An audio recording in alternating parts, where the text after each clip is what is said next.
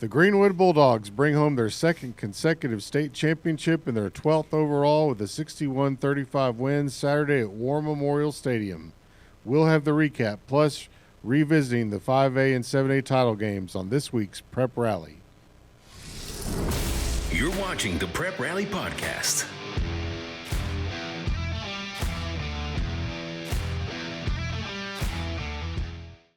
Welcome to the Prep Rally Podcast, sponsored by West Termite Pest and Lawn. Graham Thomas and Rick Fires here in Northwest Arkansas, and Leland Barclay joins us from the River Valley. Good morning, fellas.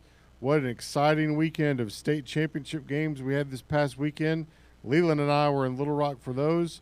Rick, we know you're up here handling the basketball beat, but I know you kept tabs on everything. Yep. Just an exciting time. Leland, you're all back home after a busy weekend. How you doing? I'm nice and cozy in my wife's craft room. Is that where you do your knitting? I feel very crafty today. Most definitely. Well, everybody, my wife wishes she had a craft room. So Rick Fires probably does have a craft room for his wife somewhere. What do you say, Rick? Yes, man. I love arts and crafts. And Leland, can you you have an easel there? You do little drawings and you do some knitting and crocheting in that room? Is that where you get all your stuff done? No, in fact, I'm not allowed in here because one time I used one of her pairs of scissors that she uses for her stuff. That was a big no. I have also gotten in trouble on the scissors rule before. Like sometimes there are cloth scissors. You don't use them to cut paper or to cut, whatever you might cut scissors with. Now. No, I do not. Now, Rick, I know for a fact you happen to be quite the artist. I do. You know what? But there's not a lot of things I don't know. Talking about the scissors, I thought you just hand them to them like that, but you hand it to them with the opposite way, so you don't stab them. Right? Yeah, the person handing the scissors holds it by the blades and hands it to them with the handles going out. That's the proper etiquette. Okay. You can learn a lot on a Prep Rally podcast. Okay, folks, that's it. I always get that proper wrong. Crafting. Your second career is going to be at Hobby Lobby, right, Rick? Yeah, I mean, I love that. Really, I love that kind of stuff. I love the fragrance and everything. I could spend an hour in there. They got a Joanne here in Fayetteville, Hobby Lobby. What's the other crafting places?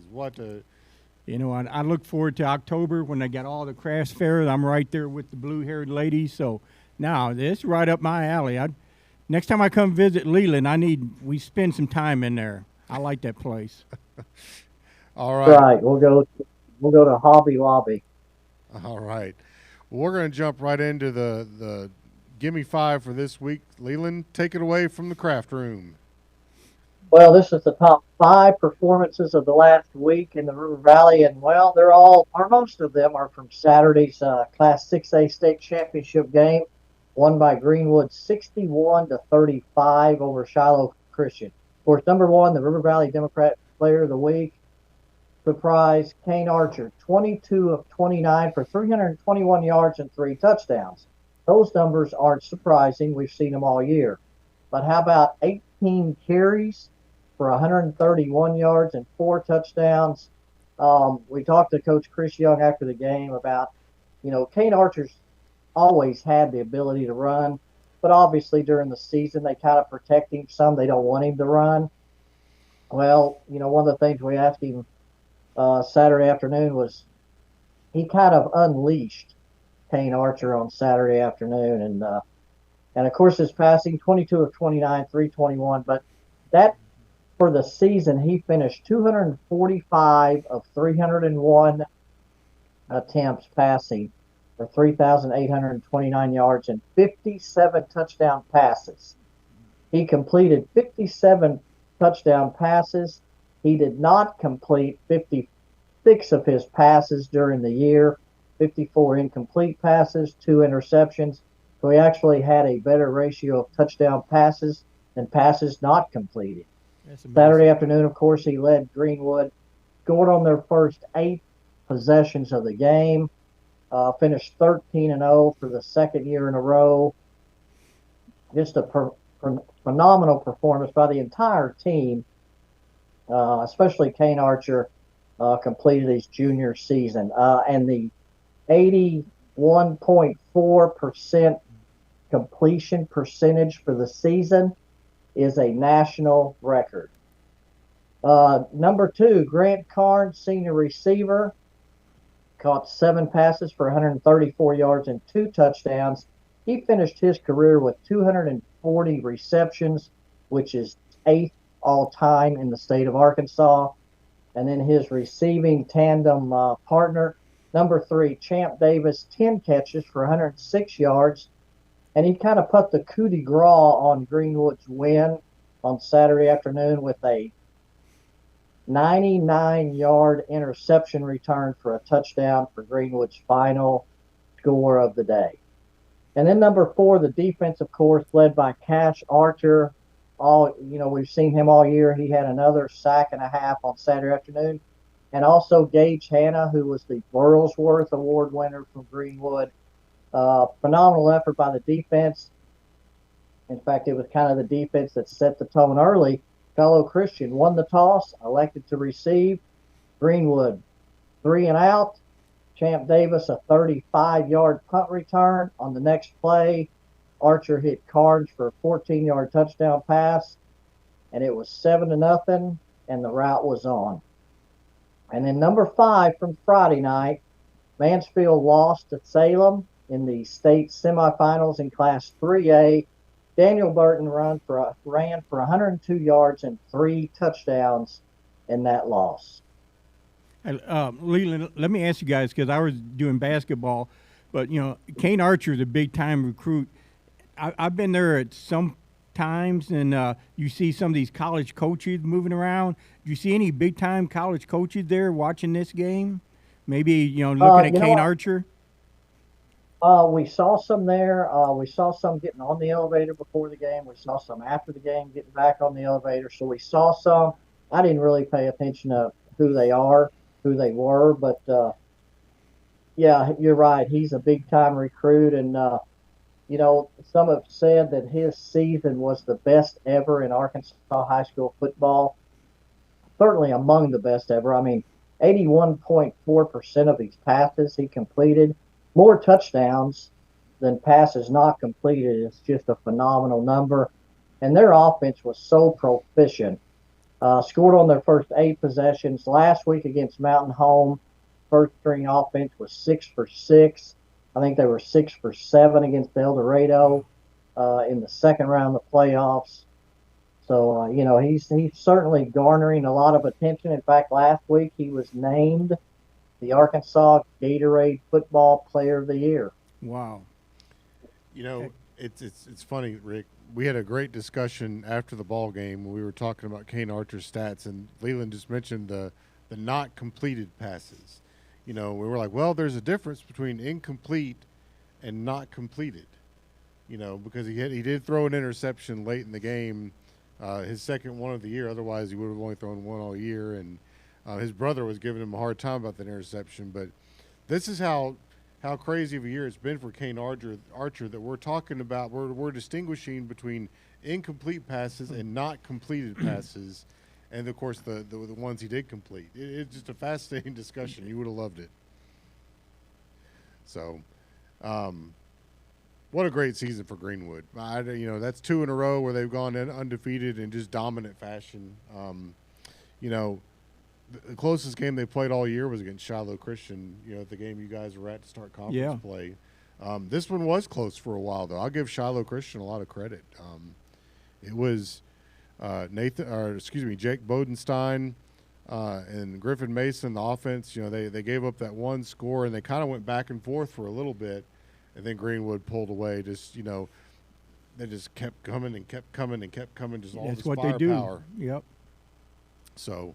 Well, that's going to lead us into our River Valley sports report for the week. And Leland, I don't know if the sports report this week's going to continue the Greenwood theme, or what else you got for us down there. Well, I mean, like you said, there was a lot in this championship game. Even though Greenwood scored first on the first offensive play of the game of their possessions. Like you said, Shiloh Christian cut it back to within 28-21 with a 67-yard touchdown pass from Jake Bodenstein to Chandler Kemp midway of the second quarter. So it was kind of a back and forth. But then Greenwood scored the last two possessions of the second quarter to make it 42-21 at the half. They came out, got the opening kickoff, went down and made it 42-21. They added another touchdown, went up 54-21, and really was within one extra point of invoking the mercy rule, but they missed the extra point. The next time they tried for two, and they didn't get that. But then Shiloh Christian scored two in a row, made it 54-35, and then stopped Greenwood on downs, and they were driving. That's when Champ Davis, with 1:27 left, returned the interception 99 yards for a touchdown. I thought it was a very fitting end to the win. But yeah, Shiloh Christian came back and battled, and like you said, Shiloh Christian played Greenwood closer than anybody during the season. In fact, they led Greenwood 17-14 midway of the third quarter, and Greenwood had to score two touchdowns in the fourth quarter to kind of put that game away and win it 28-17. So we knew that Shiloh Christian would be a very formidable opponent for the championship game, and they were. I mean, they put up 461 yards of offense against a very good Greenwood defensive team. Jake Bodenstein, 27 of 42 for 382. But it was just a really all-around solid performance by Greenwood. 7 tackles for loss, 2 sacks by the defense. Paul Brixey, Zach Zitzman, Cash Archer, Taylor Jasna, all those guys are seniors. And, 26-game winning streak they will take in the next season for Kane Archer Jr. or his senior season. It's crazy. And then, of course, Mansfield, phenomenal season, made it to the state semifinals for the second year in a row.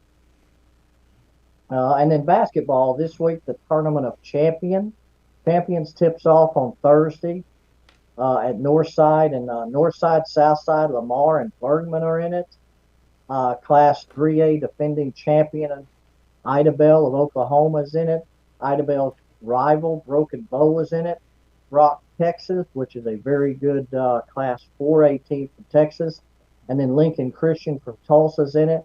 It may be the most balanced field that the Tournament of Champions has ever had, which says a lot, because that always draws a lot of good teams. So that's going on this week, and then bowling season has started for high schools, and wrestling season has started for high schools. So we go from 5 state championship games in football this past weekend to jumping into basketball and bowling and wrestling. At some point, we're going to have to get the Leland Barclay bowling feature. There's going to be some unicorn of a kid over there that's going to be so good, and Leland's going to dive into bowling. It'll happen, kind of like Henry did this past year with the bowling. He did one, so,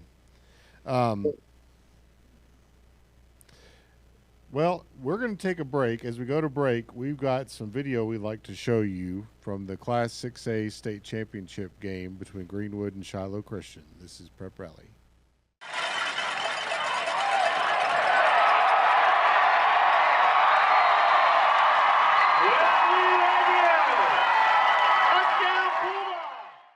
I feel good, but the main thing is having God in your life and confidence. Confidence is very much key.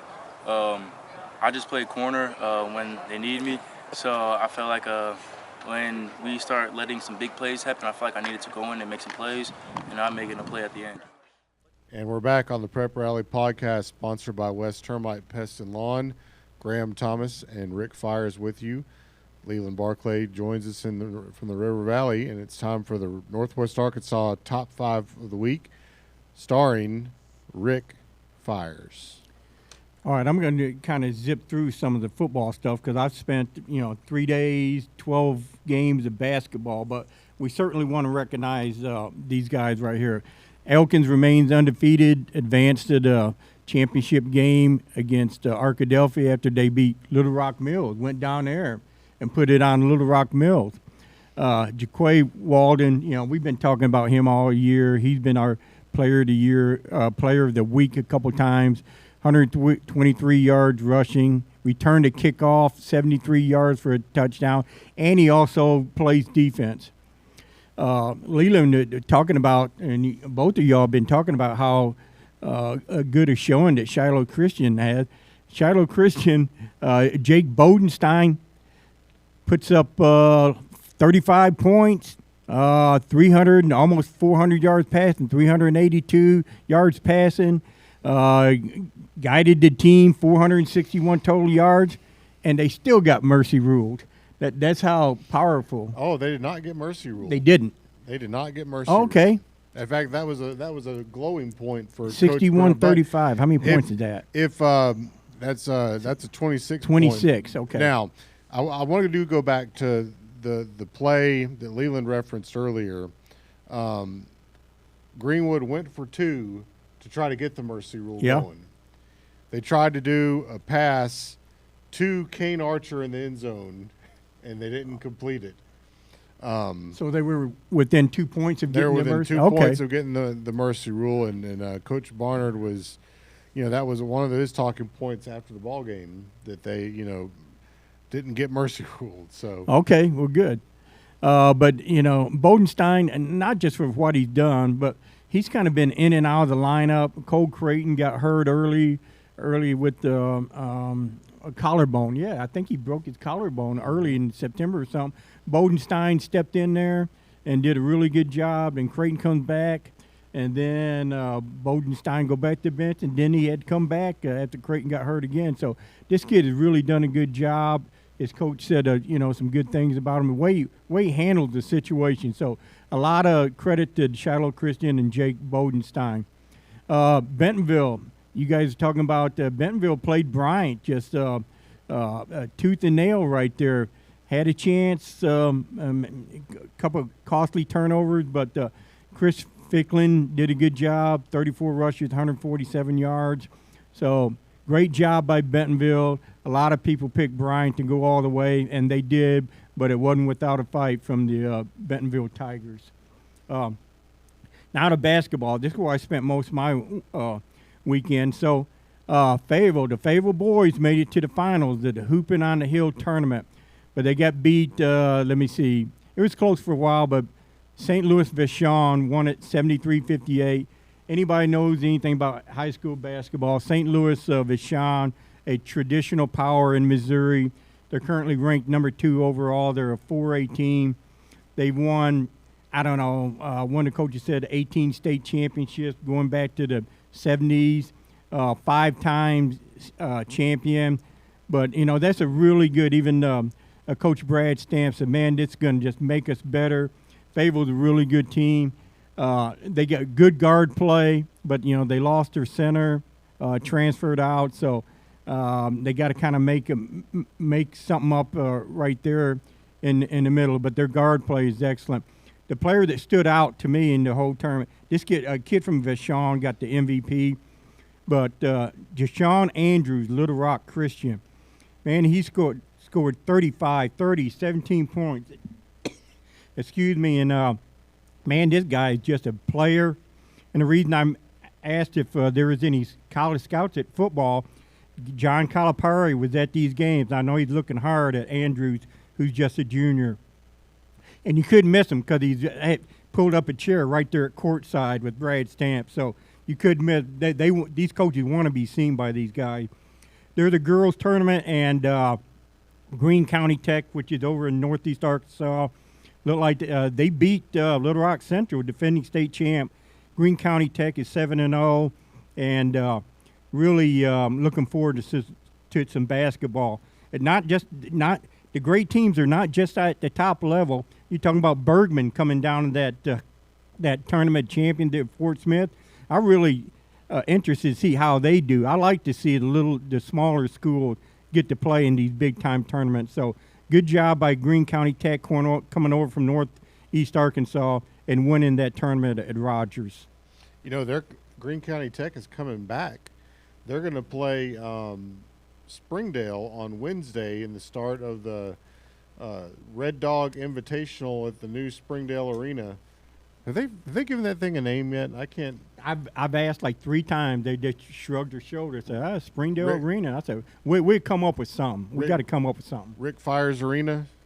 Nah, I wouldn't. Nah, I've been there, but I didn't have anything to do with that. They did a great job on that. Well, that's a good segue into our Northwest Arkansas sports report. So, we are full-fledged into basketball season, and there are quite a few tournaments going on in Northwest Arkansas this week. So just to start off with the Red Dog Invitational in Springdale, that's going to start Wednesday. We'll run Wednesday, Thursday, Friday. It's more like a round robin kind of deal. Like there's only going to be a couple games a night. Springdale will be there. Greene County Tech will be there. Over at Harbor, there's the Northwest Arkansas Classic. So the teams you're going to have in this one, you're going to have girls teams: Springdale Harbor, Bentonville, Fayetteville, Greenwood, North Little Rock, and Tulsa Union. And I believe the Northwest Arkansas schools that are all in the same conference, so Harbor, Bentonville, and Fayetteville, they're not going to play each other. No. But they're all going to take turns playing Greenwood, North Little Rock, and Tulsa Union. So that will be Thursday, Friday, and Saturday at Wildcat Arena. We go north into Benton County at Rogers for the Rogers Hoop Fest. So a lot of good teams there. I know Parkview's coming in. Rogers and Heritage will be there. Russellville, Nixa, Missouri, Harrison. I'm forgetting a couple there, but those are just a few of the teams that are going to be in it. And up in northeast Benton County, Pea Ridge has a tournament for the boys this week. So and then the teams that aren't playing locally in tournaments are all scattered about. Yep. Another big week of tournament play. So I think Fayetteville's going to Missouri. I think what Brad said, somewhere up in Missouri. So it's that time of year, I guess. Well, it's exciting. I mean, it's a lot to keep up with. But Rick, we still have some football. Absolutely. The Elkins Elks are headed back down to the Rock this weekend after they went to Mills last week, and they're going to the Rock to play a really good Arkadelphia Badgers team in the Class 4A state title game. That's going to be at noon on Saturday at War Memorial Stadium. And I just want to go ahead and mention that the Class 3A game, which is going to be Saturday night, we don't have a local team from Northwest Arkansas or in the River Valley in it, but you have Bismarck playing against the Salem, right? Yes, the Salem Greyhounds. Yep. That's right, who just beat Mansfield. Yep. Salem is making their first appearance in the state championship game. So, you're right too. Like those little schools, those are exciting championship games because basically the whole town shows up. The whole town show up. Yep. So, Leland got a really cool shot of the Greenwood crowd. He got the captains walking out to midfield and got the crowd behind the captains. It was a nice shot that was in the Sunday River Valley Democrat-Gazette. So. You know what? And I love War Memorial Stadium. I had a friend of mine who said, well, man, there ain't nobody there. And I said, no, there is there. A lot of people there. These are high schools. It's not 55, 60,000 for a college game. But I'm glad they have it there, centrally located.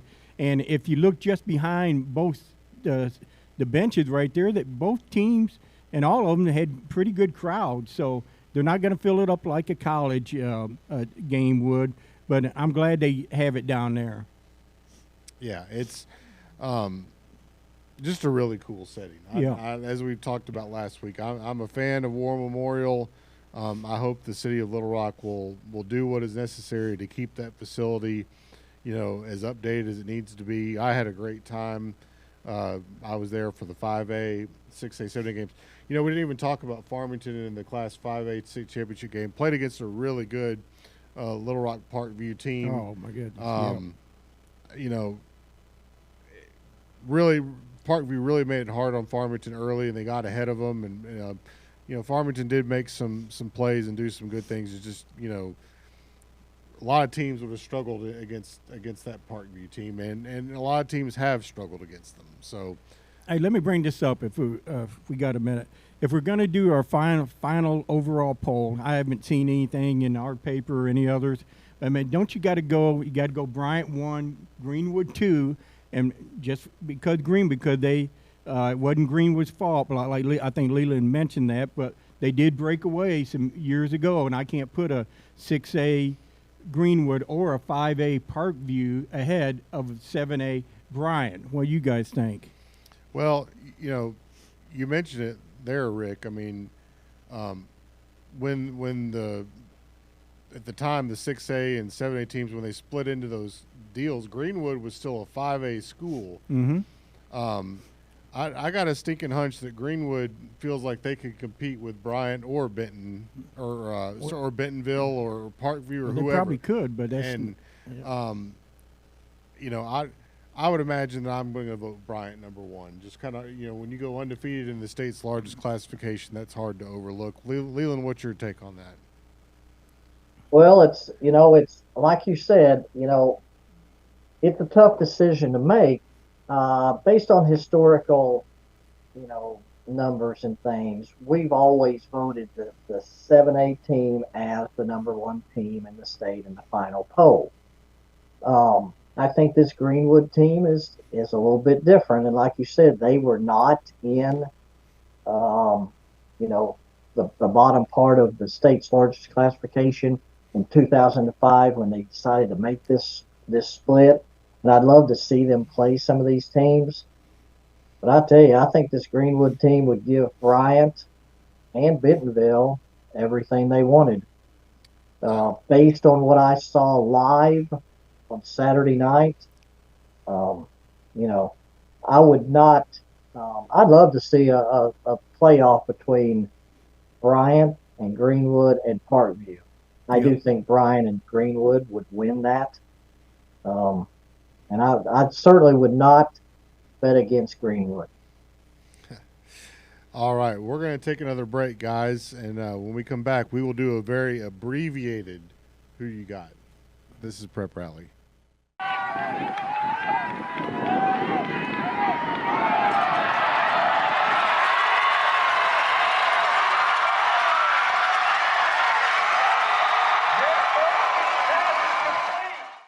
Early on, getting a stop right off the bat and then going down and scoring was big. Then we give up a score and go answer again. I thought we did a really good job, especially early when we did give up points of answering and not letting them get back in the game and getting that momentum. And we're back on the Prep Rally podcast. Graham Thomas with Rick Fires here in Northwest Arkansas, and Leland Barclay joins us in the River Valley. And so, guys, we've been doing it all year. It's been I've really enjoyed this segment all year. It's been fun to keep up with, and it's been so much fun to keep up with. I haven't kept up with it the last couple weeks, but I'm sure Rick's still way out in front, just like he has been all year.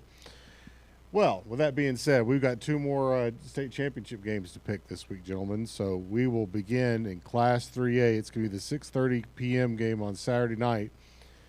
The Salem Greyhounds against Bismarck. And I will kick us off here. I've talked about it, and I've told people privately. I've been to Salem, Arkansas, and that they are all of a sudden become a football power is nothing short of amazing to me. That being said, I think the run ends here for the Greyhounds. The Greyhound bus stops in Little Rock, and Bismarck walks away with the Class 3A state championship. Leland, who you got? I disagree. I think the Salem Greyhounds bus continues to roll. I think the fact that they handled Mansfield very, I'm not going to say easily, but they handled them pretty well on Friday night, held that ground game in check. I think Salem and their ground game wins the Class 3A state championship over Bismarck. Rick, who you got? You know what? I don't know anything about either of these teams. I haven't seen them play, but I do know my history, and my history tells me Salem sinks the Bismarck. Salem will sink the Bismarck. I like that. There's the headline. There's the headline. Young people, look it up in your history books. All right, who we got next? All right. And the final game, the Class 4A state title game, is actually the noon game on Saturday, but we're saving it for last since our local team is in it. The Arkadelphia Badgers, a storied, rich tradition powerhouse team in Class 4A, taking on the Elkins Elks. Leland, we'll let you start off with this one. Who you got? Tradition, Arkadelphia.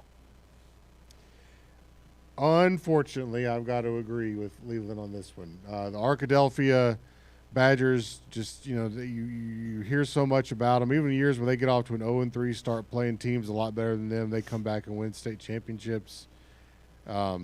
Great season for Coach Zach Watson, the Elkin Elks, and I hope I'm wrong, but I'm going to go with Arkadelphia. Rick, for the very last time this year, who you got? All right, you know what? I'm going against you. I've been ever since I saw what Elkin did last year. They got knocked out in the semis against Harding Academy. They've taken a step forward now. They're going to play for the championship. You're talking about tradition. We're starting a new. I'm part of the Elk. I'm part of the clan now. The Elkins Elks will win this game, upset the Badgers. I'm part of the herd. I'm leading the herd of the Elkins Elks winning their first state championship in football. Elkins. Got it. You're also such a homer. You're also going to be the marshal in the championship parade too, aren't you? When they leading the way, when they bring it back, I'll have my truck up there decorated, and we'll be going down Main Street, Elkins. Well, I think all of us will be very happy to see not only you doing that, but for the Elkins Elks to win one. They've certainly been knocking on the door, and if they can crash through here, that'd be a great moment for them. Yep. So, all right, folks. Well, Because I thought that last year was their year.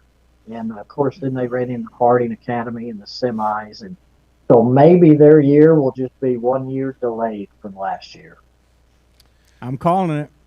you are calling it. All right, gentlemen. Well, for our viewers at home, so we will have one more Prep Rally podcast next week, and then we'll take a little bit of a break for the Christmas season and into the new year, and then we'll be back at basketball. But be sure and check us out next week when we recap the Elkins game. Leland? And the, I want to hear about, I know the Red Dog Invitational, that's going to be the first one of these that they're having at Springdale, the girls round robin they're having. That Friday game, night game between Springdale and Mountain Home, I want to report on that one for whoever covers that one, because Mountain Home may be good enough to win the Class 5A state championship. They're really good. And, of course, Springdale's defensive style is just really something, too. So that should be one of the best games of this tournament season that we're playing right now. So that ought to be a good one. Well, as of right now, I think that'll be Rick Fires that'll be there. But we'll see. And then, of course, the Tournament of Champions is always good. The Foster Roofing Classics next week. And it's, like you said, Graham, we jump into basketball season, full speed. Yep, and we'll be sure and recap all those tournaments next week on the Prep Rally podcast, and kind of get us set up to start conference play at the 1st of January. So, all right, well, that wraps us up for this week. For Leland Barclay in the River Valley, for Rick Fires, it's Graham Thomas signing up. We would thank our sponsor, West Termite Pest and Lawn, and guys, we'll see you next week. We love you.